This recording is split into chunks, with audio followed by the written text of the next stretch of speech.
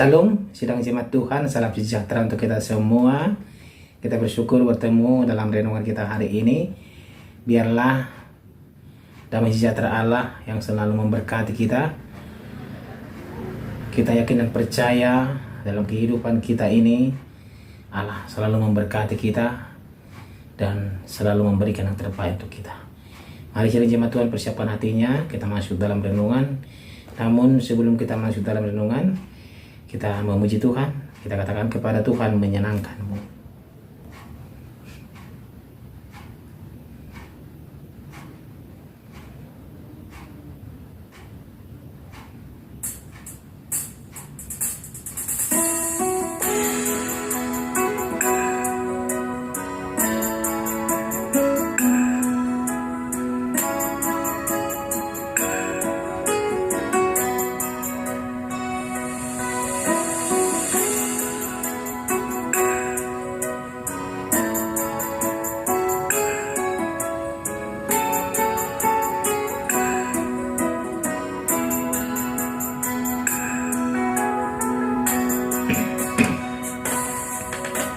Tuhan, ku mau menyenangkan-Mu.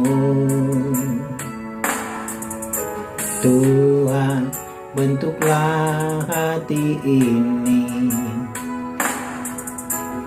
jadi bejana untuk hormat-Mu,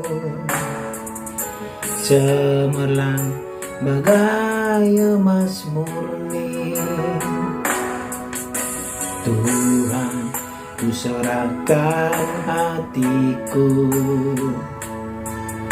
semua ku berikan padamu.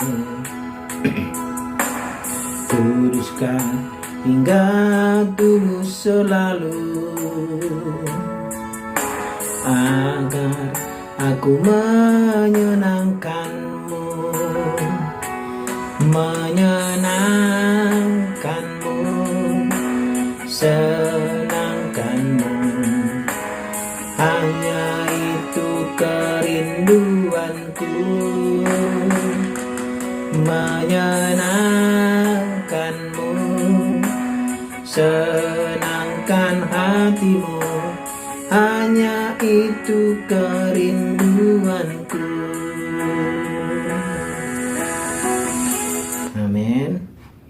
Firman Tuhan untuk hari ini dari 2 Raja-Raja pasal 9 ayat 14 sampai ayat 26. Demikianlah firman Tuhan. Demikianlah Yehu bin Yosafat bin Nimshi mengadakan persepakatan melawan Yoram.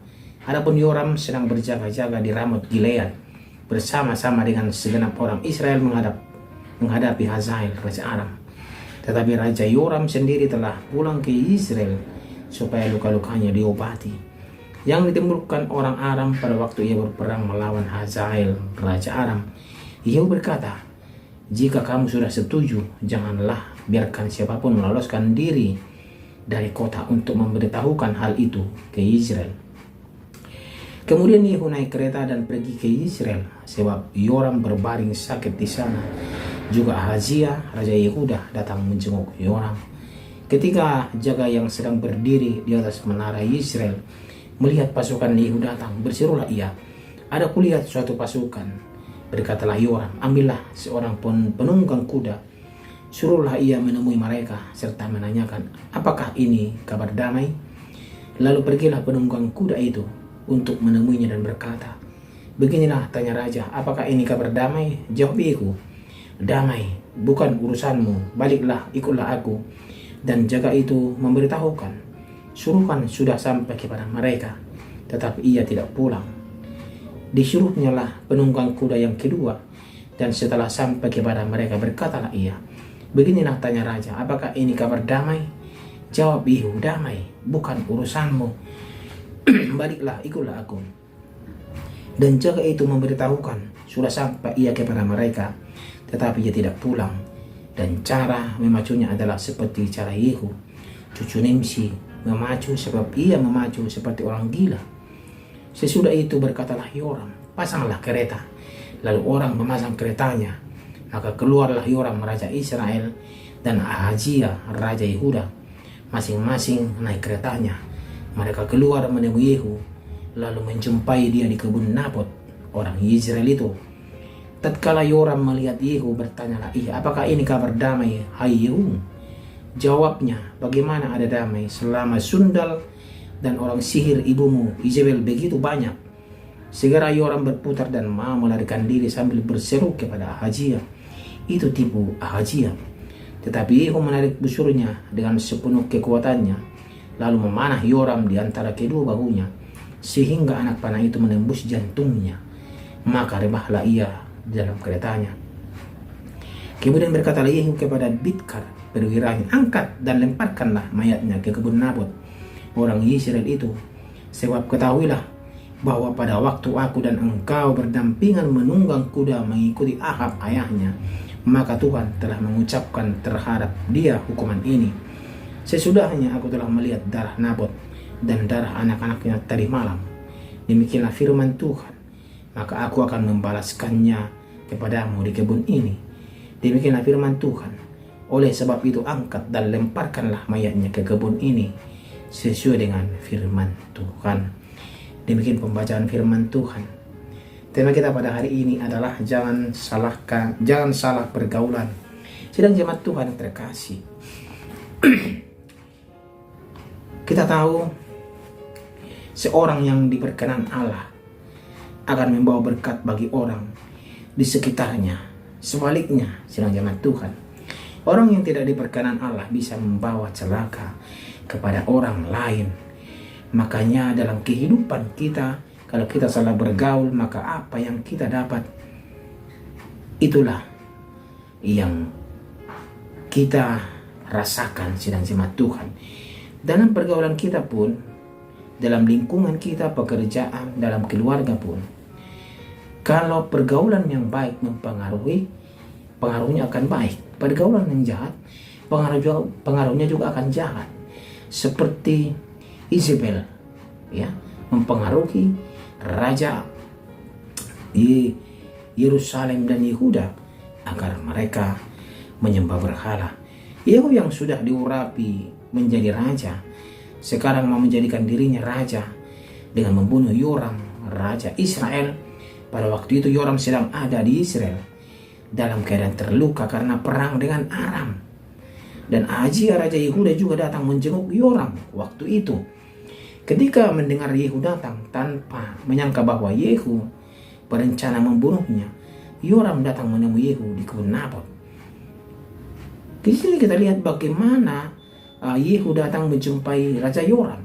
Begitu tahu Yehu mau membunuhnya, Yoram dan Ahazia berusaha lari menjauh dari Yehu. Tetapi Yehu memanah Yoram hingga terbunuh, lalu melemparkan mayatnya di kebun Nabot untuk menggenapi firman Tuhan tentang penghakiman terhadap keluarga Ahab, sidang jemaat Tuhan. Ini adalah nubuatan kepada keluarga Ahab yang diberikan Tuhan Allah kepada keluarga Ahab, bahwa mereka akan habis binasa karena waktu perkara kebun Nabot yang direbutnya dengan secara paksa, sidang jemaat Tuhan, ya. Ahazia juga terpanah dan akhirnya mati di Megiddo, sidang jemaat Tuhan. Mengapa? Kita lihat di sini Ahazia menjenguk Yoram raja Israel. Ini karena Ahazia adalah anak dari Yoram raja Yehuda yang menikah dengan anak Ahab. Dengan demikian Ahazia adalah keponakan Yoram raja Israel. Sepertinya Ahazia mempunyai hubungan cukup baik dengan keluarga ibunya, atau mungkin atas perintah ibunya, maka ia mengunjungi Yoram, pamannya raja Yerusalem, raja Israel. Ternyata hubungannya dengan pamannya tersebut akhirnya menyebabkan ia yang baru menjadi raja selama 1 tahun dan berusia 23 tahun akhirnya mati terbunuh. Mereka mati terbunuh dua-duanya di kebun Nabot. Dapat dikatakan bahwa Ahazia raja Yehuda mendapat celaka karena hubungannya dengan Yoram raja Israel. Kita dapat melihat bahwa orang yang sedang dimurkai Allah akan mendatangkan celaka bagi orang-orang yang ada di sekitarnya, sedang jemaat Tuhan. Sebaliknya, orang yang diperkenan Allah seperti Yusuf akan membawa berkat bagi orang-orang di sekitarnya seperti Potifar, bahkan menjadi berkat bagi seluruh Mesir dan bagi bangsa-bangsa di sekitarnya. Dalam jemaat Tuhan. Oleh karena itu, berhati-hatilah kita bergaul sekeliling kita. Karena sekarang ini banyak sekali pengaruh-pengaruh yang jahat yang kita temui sedang jemaat Tuhan di sekeliling kita, yang dapat mempengaruhi ekonomi kita, mempengaruhi pola pikir kita, mempengaruhi cara pandang kita kepada Alkitab, cara pandang kita kepada Yesus. Ya, banyak sekali pengaruh-pengaruh ajaran-ajaran yang tidak sehat di sekeliling kita. Dan pengaruh-pengaruh dari teman juga bisa sedang jemaat Tuhan. Oleh karena itu berhati-hatilah dengan siapa kita bergaul. Ketika kita bergaul dengan orang yang diperkenan Allah, kita bisa mendapat berkat. Namun sebaliknya, kita juga bisa mendapat celaka karena salah bergaulan sedang jemaat Tuhan. Makanya lewat firman Tuhan hari ini kita diingatkan agar pergaulan kita dijaga, dan kita menjaga pergaulan kita sedang jemaat Tuhan. Amin. Saya kira percaya sedang jemaat Tuhan akan menjaga pergaulannya, menjaga segala sesuatunya. Amin. Kita berdoa. Terima kasih ya Tuhan untuk firman hari ini yang berkati kami melalui firman yang mengajari kami agar kami menjaga pergaulan kami. Kami percaya Tuhan Yesus selalu mengingatkan kami melalui Roh Kudus agar kami bergaul dengan baik. Dalam nama Tuhan Yesus kami berdoa. Amin.